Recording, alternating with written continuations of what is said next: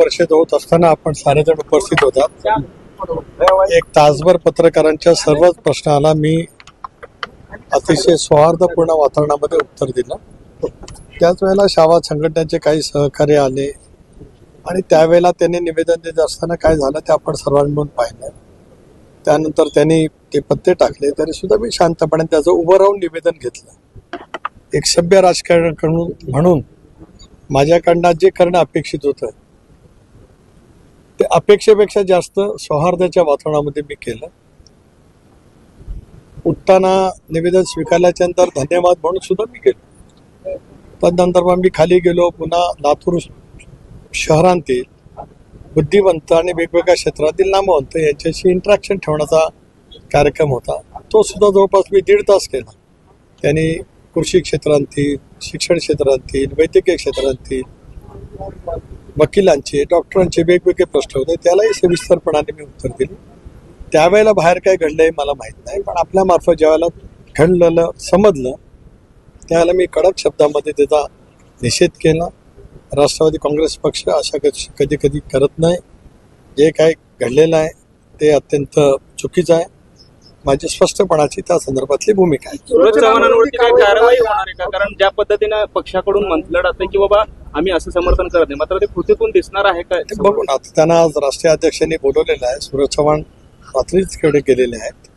त्या संदर्भामध्ये सगळे जर बसून योग्य तो निर्णय नक्की घेतील.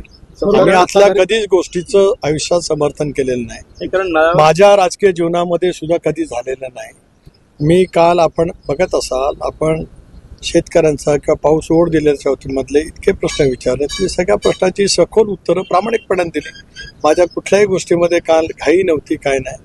जे काही लोकशाहीमध्ये चौथा स्तंभ म्हणून किंवा लोकशाहीमध्ये प्रत्येक नागरिकाचा जो मूलभूत अधिकार आहे आणि त्या अधिकारच्यासाठी ज्यांच्याजवळ त्यांना बोलायचं आहे त्यांनी शांतपणाने ते स्वीकारलं पाहिजे. या भूमिकेतून माझं कालचं संबंध लातूरमधला माझा सगळा वेळ त्या संदर्भात पडलं तर असं म्हणलं की लोकशाही मार्गाने आम्ही आंदोलन करत होतो. कृषी मंत्र्यांचं जे काही केलं त्याची ती लोकशाही मार्गाने आम्ही दिलेली प्रतिक्रिया आपल्याला अशा. मग त्याच्याबद्दल मी कुठे आक्षेप घेतला? एक ऐका आपण तिथे होता. काय मार्गाने केली, काय मार्गाने नाही केली, माझं एकही त्याच्याबद्दल आत्ताही काय म्हणणं नाही. निवेदनं देण्याची आणि निवेदनं स्वीकारण्याची सुद्धा पद्धती आहे, पण त्या सगळ्या पद्धतीला बाजूला सारं जरी केलं गेलं तरी मला त्याच्याबद्दल आक्षेप बिलकुल नाही. एवढं सगळं त्या मोठ्या आवाजात बोलत होते, सगळं काय बोलतो मी शांतपणाने ऐकलं. पत्ते टाकले तुम्ही होतात की तुमच्याकडे रेकॉर्डिंग असेल, तुम्हाला दाखवायचं असेल दाखवा, नाही दाखवलं तरी माझी हरकत नाही. ऐकून घ्या ना प्लीज. अजिबात नाही. त्यानंतर परत उठून निवेदन घेतलं. मी बसून पण घेऊ शकलो असतो, पण मी उठलो. याचा कारण की त्या निवेदनाला मला रिस्पेक्ट करायचा होता. एक लक्षात घ्या, मी 25 वर्ष आमदार राहिलो आणि 10 वर्ष आता लोकसभेचा खासदार आहे, राज्यसभेचा नाही, लोकसभेचा निर्वाचित झालेला आणि त्याच्या प्रदेशचा अध्यक्ष आहे. त्याच्यामुळे मी रिस्पेक्ट केला. निवेदन तेवढं पत्ते टाकल्याच्या नंतर सुद्धा मी उभं राहून स्वीकारलं आणि धन्यवाद मानले. आता याच्यापेक्षा माझ्याकडून काय पाहिजे?